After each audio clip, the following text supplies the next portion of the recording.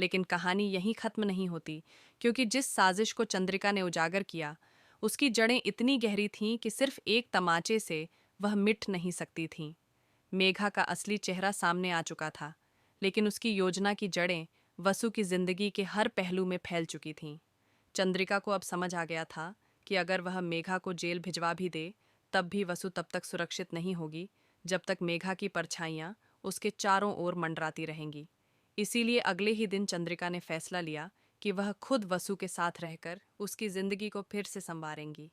लेकिन यह फैसला आसान नहीं था, क्योंकि समाज में वसु की शादी टूटने की खबर आग की तरह फैल चुकी थी। रिश्तेदारों की फुसफुसाहटें, मीडिया की हेडलाइंस और मोहल्ले की औरतों की तिरछी निगाहें, यह सब वसु के आत्मविश्वास को धीरे धीरे खोखला करने लगा। लेकिन चंद्रिका ने उसे थामे रखा। हर बार जब वसु का सिर झुकता, चंद्रिका उसका चेहरा उठाकर कहती, तू टूटी नहीं है बेटी, तू बची है और अब तुझे उड़ना है। वसु भी जानती थी कि इस बार उसकी माँ ने उसके लिए दुनिया से लड़ाई लड़ी है, लेकिन वह खुद कब तक चुप रहेगी। अब बारी थी वसु की। अब वह सिर्फ एक मजबूर लड़की नहीं, बल्कि एक ऐसी स्त्री बनने वाली थी जो अपनी जिंदगी की कहानी खुद लिखेगी। उसने पहला कदम उठाया और अपने पुराने ऑफिस में नौकरी के लिए आवेदन दिया, जहां पहले मेघा ने उसे बदनाम करके निकलवाया था। लेकिन इस बार वसु किसी की दया की मोहताज नहीं थी। उसके पास अब आत्मबल था।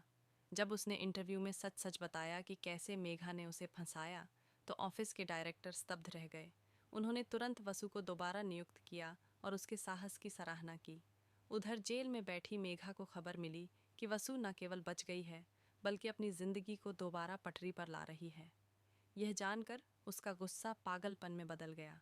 वह जेल में ही बार बार बड़बड़ाने लगी, वह मुझसे नहीं बच सकती, मैं उसे तबाह करके रहूंगी। लेकिन अब कानून की पकड़ उस पर कस चुकी थी। चंद्रिका ने हर सबूत इतने पुख्ता बनाए थे कि मेघा की जमानत तक नामंजूर हो गई। फिर भी उसकी आंखों में पागलपन साफ दिखता था। उसे पता था कि बाहर उसका एक राजदार अब भी आज़ाद घूम रहा है, सम्राट। सम्राट उसका बिजनेस पार्टनर भी था, और इस पूरी शादी की स्क्रिप्ट उसी ने लिखी थी। जब उसे पता चला कि मेघा फंस चुकी है और पुलिस अब उसके पीछे भी आ सकती है, तो उसने भागने की योजना बनाई। लेकिन उससे पहले उसने मेघा से जेल में मिलने की इजाज़त मांगी। मुलाकात के दौरान मेघा ने उसका हाथ पकड़कर कहा, अगर तुझे मुझसे ज़रा भी प्यार है तो वसु को ख़त्म कर दे। उसकी माँ ने मेरी ज़िंदगी बर्बाद की है, मैं उसे चैन से जीते नहीं देख सकती। सम्राट ने मेघा की आंखों में देखा। अब वह सिर्फ बदले की आग में जल रही थी। यही आग सम्राट की योजना में एक नई चिंगारी बन गई। बाहर निकलते ही वह सक्रिय हो गया। एक के बाद एक वसु पर मुश्किलें आने लगीं। ऑफिस में उसकी मेल आईडी हैक कर दी गई। कुछ क्लाइंट्स को उसके नाम से गलत ईमेल भेजे गए, जिससे उसकी नौकरी खतरे में आ गई। लेकिन इस बार वसु टूटी नहीं।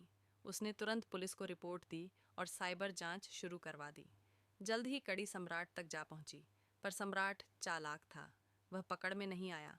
उल्टा उसने एक और साजिश रच डाली। चंद्रिका का कार एक्सीडेंट करवाने की कोशिश की। किस्मत से चंद्रिका बच गई, लेकिन हादसा इतना खतरनाक था कि डॉक्टर ने उन्हें बेड रेस्ट पर भेज दिया। इस हादसे ने वसु को एक बार फिर डरा दिया, लेकिन इस बार उसने डरने की बजाय लड़ने का फैसला किया। उसने चंद्रिका की देखभाल का जिम्मा खुद उठाया और साथ ही सम्राट को बेनकाब करने की ठानी। दिन रात की मेहनत और पुरानी फाइलों की जांच के दौरान उसे सम्राट की एक पुरानी कंपनी का रिकॉर्ड मिला। उसके बैंक ट्रांजैक्शन से साफ हो गया कि उसी ने फर्जी दूल्हे को पैसे दिए थे। वसु ने ये सबूत ईएसपी ऑफिस में दिए। जब सम्राट के ठिकाने पर छापा पड़ा, वह भाग चुका था, लेकिन उसका एक आदमी पकड़ा गया, जिसने कबूल किया कि सम्राट विदेश भागने की फिराक में था। पुलिस ने एयरपोर्ट और बॉर्डर सील कर दिए। चंद्रिका, जो अब थोड़ी ठीक हो चुकी थी, अपनी बेटी की बहादुरी देखकर भावुक हो गईं। मैंने तुझे बचाया था, अब तू मुझे बचा रही है। और इसी भावना के साथ वसु ने यह भी ठान लिया कि अब वह सिर्फ अपने लिए नहीं, बल्कि उन सभी लड़कियों के लिए लड़ेगी जो धोखे और साजिशों का शिकार होती हैं। इसलिए उसने एक एनजीओ शुरू किया, नई राहें, जहां वह घरेलू हिंसा, धोखे और सामाजिक कलंक से जूझती महिलाओं की मदद करने लगी। उसकी कहानी अब प्रेरणा बन चुकी थी। टीवी चैनलों पर उसके इंटरव्यू आने लगे, अखबारों में उसकी तस्वीरें छपने लगीं। वह वसु, जो कभी एक टूटी हुई गुड़िया थी, अब एक मशाल बन चुकी थी। इसी दौरान उसकी निजी जिंदगी एक बार फिर सुर्खियों में आई, जब उसका स्कूल का दोस्त आदित्य नई राहें में वॉलंटियर बनकर आया। उनके बीच पुरानी यादें फिर से ताज़ा हो गईं। आदित्य ने न सिर्फ वसु की सराहना की, बल्कि धीरे धीरे वह उसके जीवन का सहारा बन गया।